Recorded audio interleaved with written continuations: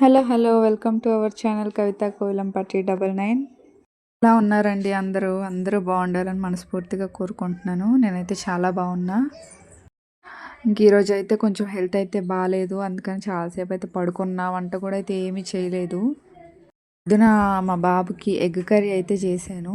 అది కొంచెం ఉంటే మా వారు మా తమ్ముడు అయితే వేసుకొని తినేశారు. ఇంకా వాళ్ళకి సరిపోతే చాలు, మన సంగతి మనం పట్టించుకోం కదా.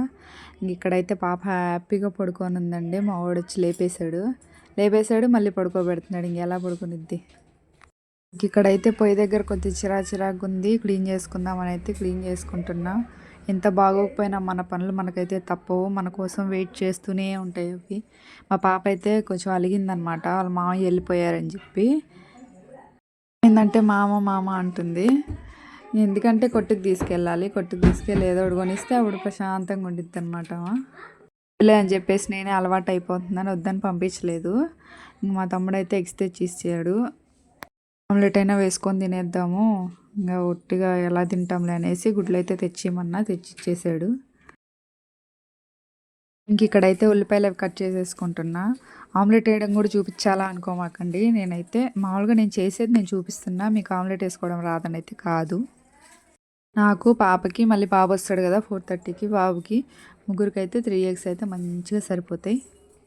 వేసుకొని తినేసి అయితే తొందరగా పని అయితే స్టార్ట్ చేయాలి. ఎక్కడ పని అక్కడ వదిలేసి అయితే హెడేక్గా ఉంది, హెల్త్ బాగాలేదని చెప్పేసి పడుకున్నాను. మన కోసం మన పనులు అయితే ఎక్కడికి వెళ్ళవు కదా, రెడీగా ఎదురు చూస్తూ ఉంటాయి. బట్టలు కూడా పిండి అయితే అక్కడే వదిలేసిన, వారేసుకోవాలి. ఉన్న బట్టలు తీసి మడత పెట్టుకోవాలి. చాలా పని ఉందండి. ముందు కడుపులో ఏదో ఒకటి వేస్తే పని సంగతి తర్వాత చూసుకోవచ్చులేండి.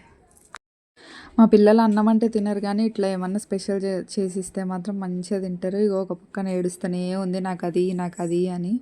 అది ఇంకా కాలనే లేదు, ఆగమంటే ఆగుతలేదు. ఆమ్లెట్ అయితే సక్సెస్ఫుల్గా మంచిగా మాడిపోయిందనమాట. దానికి మనం ఏం చేయలేము, కొన్నిసార్లు అటు జరగాల్సిందే, తప్పదు మరి. కింద పక్కన అయితే ఇంకా చెప్పనవసరం లే, కర్రీ బొగ్గ అయిపోయింది.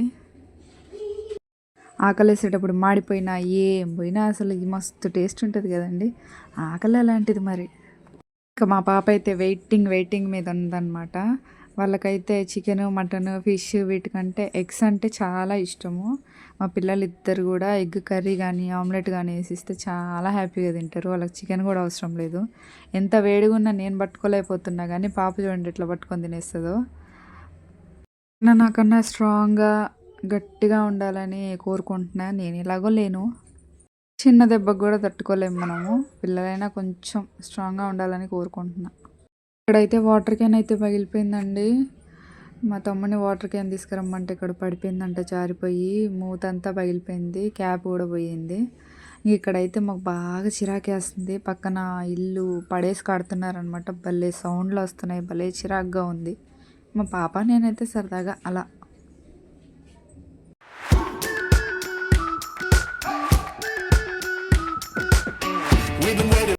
ఇంక ఇదైతే బాబు కోసం ఉంచేసా, ఆయన వచ్చిన తర్వాత వేసి ఇవ్వాలి. ఇక్కడైతే ఇంకా బట్టలన్నీ తీసేస్తున్నాను అనమాట. ఏంది అన్ని బట్టలు ఉంచుకున్నావు తీసేయకుండా అనుకుంటారేమో. మాకైతే బాగా గాలి వచ్చే ప్లేస్ అయితే కాదండి, ఓపెన్ ప్లేస్ కాదు, చుట్టూ ఇల్లులే ఉంటాయి. మాకు 2 days అలా వదిలేస్తే తప్ప బట్టలు అయితే ఆరవు. అన్నీ తీసి మొత్తం మడత పెట్టాలి. ఇంక ఉతికినవి ఉన్నాయి, అవన్నీ తీసి ఆరేయాలి.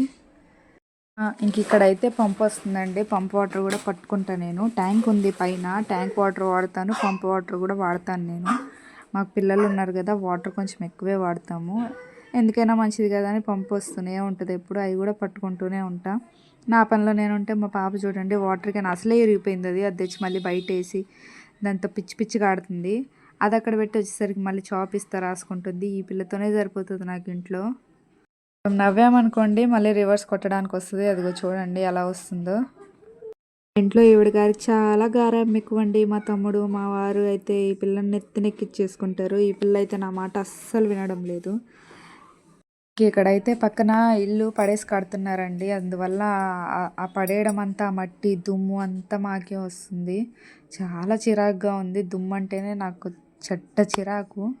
పిల్ల ఇంకా దాంట్లోనే తిరుగుతుంది, ఇంట్లోకి వస్తుంది, తొక్కుతుంది, ఇల్లంతా గలీజ్ చేస్తుంది. అది పడ్డప్పుడు తీసి బయట వేసేస్తున్నా ఊడ్చేసి. పాప అయితే టీ కూడా వదిలిపెట్టదు, టీ కూడా ఇవ్వాల్సిందే కొంచెం. ఈ వీడియో కనుక మీకు నచ్చినట్టయితే లైక్ అండ్ సబ్స్క్రైబ్ చేసుకోండి ఫ్రెండ్స్ ప్లీజ్.